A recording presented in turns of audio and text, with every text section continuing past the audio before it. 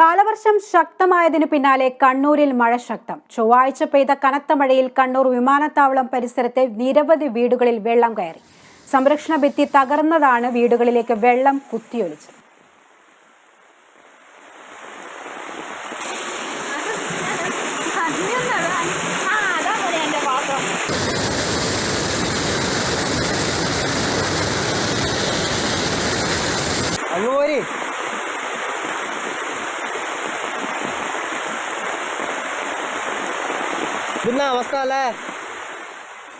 വിവരങ്ങളുമായി മധു ചേരുന്നുണ്ട്. മധു, ഇപ്പോഴും ശക്തമായ മഴ തുടരുകയാണ്. എന്താണ് നിലവിലെ സ്ഥിതി?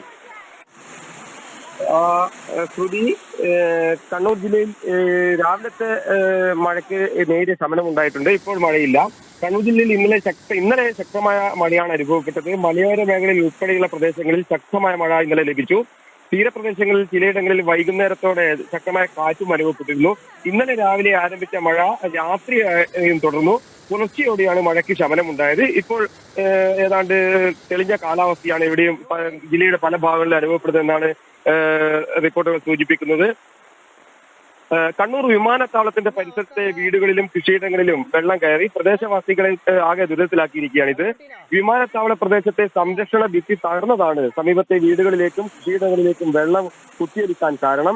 ഇതിനെ തുടർന്ന് വാഴ ഉൾപ്പെടെയുള്ള കൃഷികൾക്കും വ്യാപക നാശം സംഭവിച്ചിട്ടുണ്ട്. പിന്നെ എടുത്തു പറയേണ്ട മറ്റൊരു കാര്യം, ദേശീയപാത വികസനം നടക്കുന്ന പ്രദേശങ്ങളിലെ ജനങ്ങൾ അനുഭവിച്ചുകൊണ്ടിരിക്കുന്ന ദുരിതമാണ്. ഈ ദേശീയപാതയുടെ പ്രവൃത്തി നടന്നുകൊണ്ടിരിക്കുന്ന ഭൂരിഭാഗം പ്രദേശങ്ങളിലും വെള്ളക്കെട്ട് രൂക്ഷമായി അനുഭവപ്പെട്ടു. പലയിടങ്ങളിലും ചെളി നിറഞ്ഞിരിക്കുകയാണ്. ഇത് കാരണം വാഹന ഗതാഗതം പോലും പലയിടങ്ങളിലും താറുമാറായിട്ടുണ്ട്.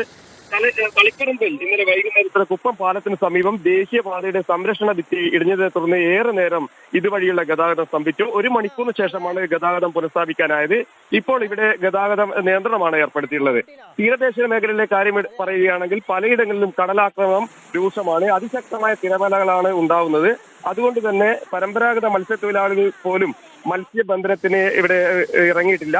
തലശ്ശേരി, മുഴപ്പനങ്ങാട് ബീച്ച്, പഴയങ്ങാടി, അഴീക്കോട്, ചാൽ ബീച്ച്, കണ്ണൂർ തയ്യിൽ എന്നീ ഭാഗങ്ങളിലാണ് ജില്ലയിലെ പ്രധാനമായും കടലാക്രമണം അനുഭവപ്പെടുന്നത്. ഇതൊക്കെയാണ് ഇന്നലത്തെ മഴയെ തുടർന്നുണ്ടായ കാര്യങ്ങളെങ്കിലും ഇതൊക്കെ പറയുമ്പോഴും കഴിഞ്ഞ ദിവസങ്ങളിൽ മഴ ലഭിക്കാത്തതിനെ തുടർന്ന് നെൽകൃഷിക്കാർക്ക് നേരിയ ആശ്വാസം നൽകുന്നതാണ് ഇപ്പോൾ ഇന്നലെ ലഭിച്ച മഴ.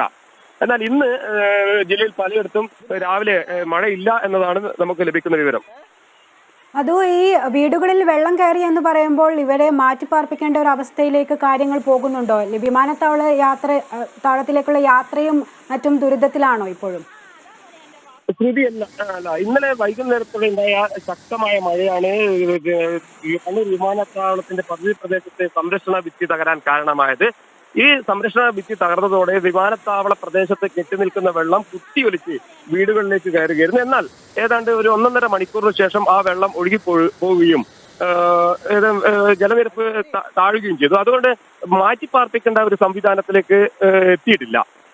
കാരണം തൊട്ടടുത്തുള്ള ബന്ധുവീടുകളിലും ഈ വെള്ളം അനുഭവപ്പെട്ട സമയത്ത് ബന്ധുവീടുകളിലും മറ്റും വീട്ടുകാർ പോയി താമസിക്കുകയാണ് ഉണ്ടായത്.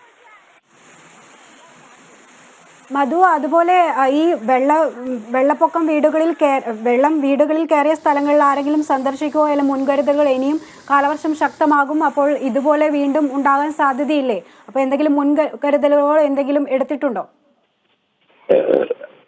കണ്ണൂർ വിമാനത്താവള പ്രദേശത്ത് തകർന്ന സംരക്ഷണ ഭിത്തി പുനഃസ്ഥാപിക്കാനുള്ള നടപടിക്രമങ്ങൾ ആരംഭിച്ചിട്ടുണ്ട്. പക്ഷേ ഇന്ന് ഒരു 10 മണിയോടെ ഏതാണ്ട് ജോലിക്കാർ എത്തുമെന്നാണ് ഞങ്ങൾക്ക് അറിയാൻ കഴിയുന്നത്. അത് സംരക്ഷിക്കുന്നതോടെ മറ്റ് ഭാഗങ്ങളിലൂടെ വെള്ളം ഒഴുകിപ്പോകുന്നത് കൊണ്ട് ഈ പ്രദേശത്ത് വലിയ കാര്യമായ വെള്ളക്കെട്ട് ഉണ്ടാവില്ല എന്നതാണ് അധികൃതർ നൽകുന്ന വിശദീകരണം.